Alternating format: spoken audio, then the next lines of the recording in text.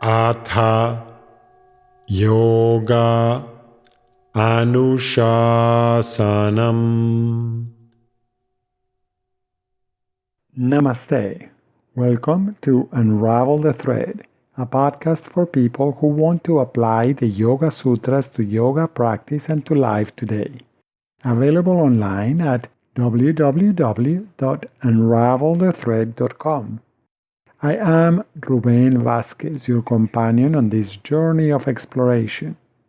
On today's episode, Yoga Sutra 119, Releasing Attachments for Higher Integration. Yoga Sutra 19 in Chapter 1 says, higher integration results from objective existence for disembodied beings and for those merged in nature. This sutra can be one of the most obscure verses in this chapter, as it mentions two types of beings, the disembodied and the ones merged into the essence of nature. One interpretation of one cosmological understanding of the world in the yoga tradition is to see the world as a synergistic combination between consciousness and life. Consciousness is the sense of being alive. Consciousness is the beingness that enables witnessing and perceiving. Life is the realm of all experience and phenomena that can be perceived. Life is a process of endless change that happens in the all-pervading consciousness, which is the substratum for all that exists. Life consists of doing, while consciousness consists of being.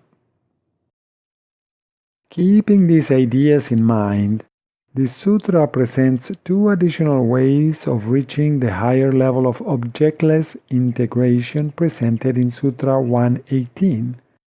One is through worldly means, whereas the other is by spiritual practice, as detailed in the following verse, 120. The worldly means approach has been interpreted in various ways over the years. This following interpretation of this verse is not the result of direct experience, but a combination of the two other sources of correct knowledge, traditional wisdom and inference combined with pure speculation. Disembodied beings, videhas, are the gods whose bodies have dissolved, and all that is left of them is the accumulation of their subconscious impressions existing at a very high level of subtlety, yet still as part of nature. The Prakritilayas are beings who have identified fully with one of the primordial elements of nature and, when their bodies have come to an end, have merged into the subtle aspects of nature. Being part of nature implies that these disembodied beings will continue to exist at these subtle levels while nature continues its never-ending cycles of change and transformation. In other words, they are merging with their beliefs. Eventually, in order to reach complete liberation, both the disembodied and the merged in nature will have to take existence as an embodied being. If you are listening to this, it is more than likely that you are still embodied. This means that you can still try to put the sutra into practice according to a different interpretation.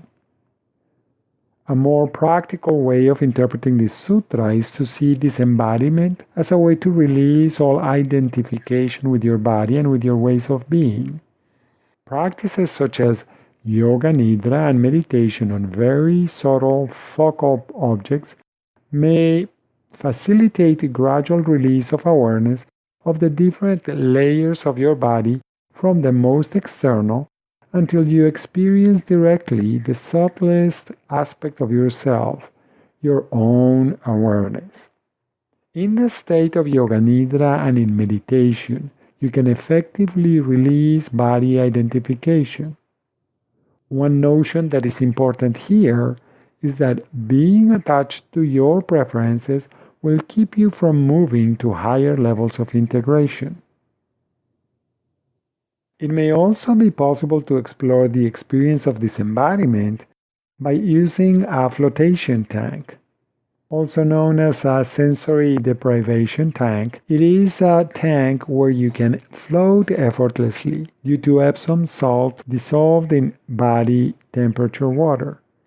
Isolated from visual and auditory stimuli and free from gravitational forces, your awareness can release your body, entering a meditative state. Yet another way of practicing is to allow your sense of self to dissolve by contemplating a natural phenomenon. Some useful phenomena include a sunset, the endless flow of ocean waves, clouds floating effortlessly in the sky, or a meteor shower. For instance, concentrate fully on the cosmos in its vastness. Gradually expand your focal point to invite the whole universe to expand completely in your inner environment.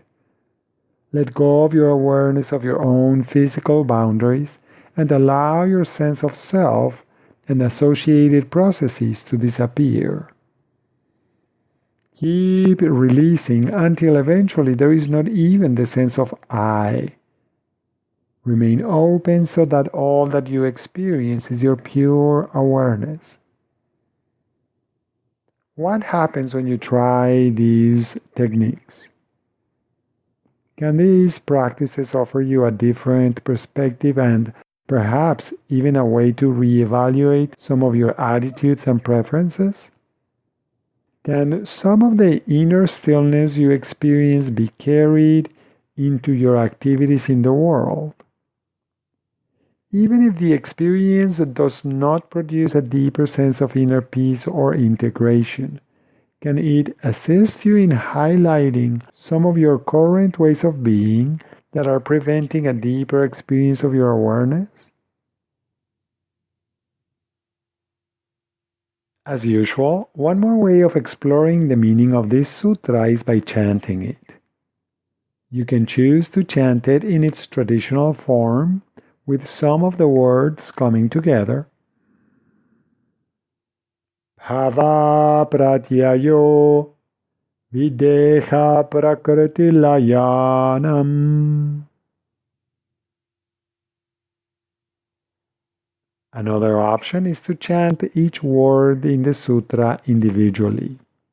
Bhava pratyaya videha prakriti layanam. Bhava pratyaya videha prakriti layanam. Bhava pratyaya videha prakriti layanam.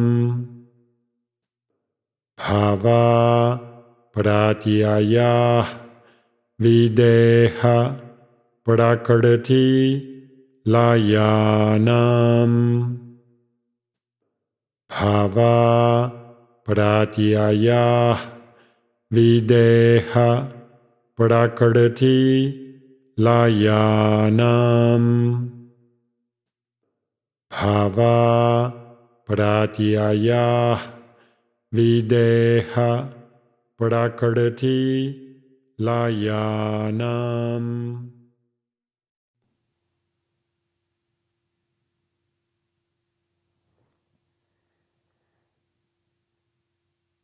Thank you very much for listening. I hope you can join me for the next episode when we will explore Sutra number 20 in Chapter 1. Please remember that you can find more information at unravelthethread.com. I would appreciate it if you could share this podcast with other like-minded people. Thank you.